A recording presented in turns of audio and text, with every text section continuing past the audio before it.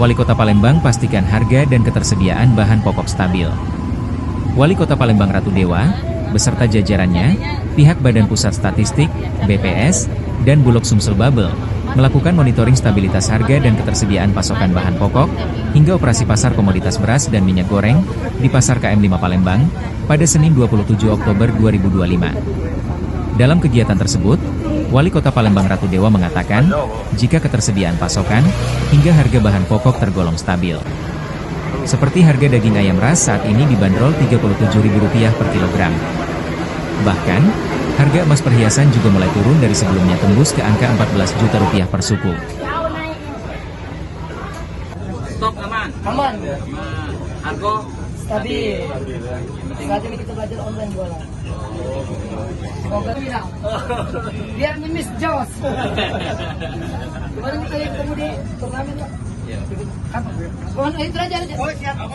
Ali, seperti apa tinjauan hari ini Pak?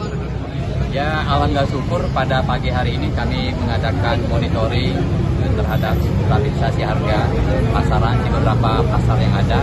Saya bersama Pak Wahyu, Kepala Statistik Sumatera Selatan, juga dapat ini juga dari Kota Palembang, termasuk dari Bulog dan dari OPD terkait lainnya. Pemantauan kita, alhamdulillah syukur untuk stok cukup Pak ya, dan juga harga stabil. Paling ada beberapa kenaikan seperti tadi wortel Pak ya, wortel. Kalau yang lainnya alhamdulillah syukur sampai dengan sekarang stabil. Emas juga turun Pak. Emas sudah turun juga. Ayam juga stabil tadi Pak ya.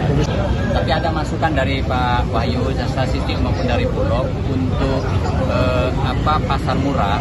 Nanti kita genjot di beberapa pasar yang memang berada di tingkat grassroots masyarakat bawah.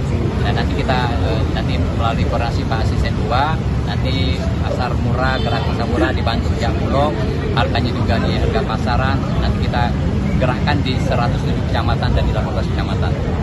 Jadi saya minta dengan masyarakat tetap semangat, tidak ada lonjakan harga, semuanya stabil sampai dengan stok juga.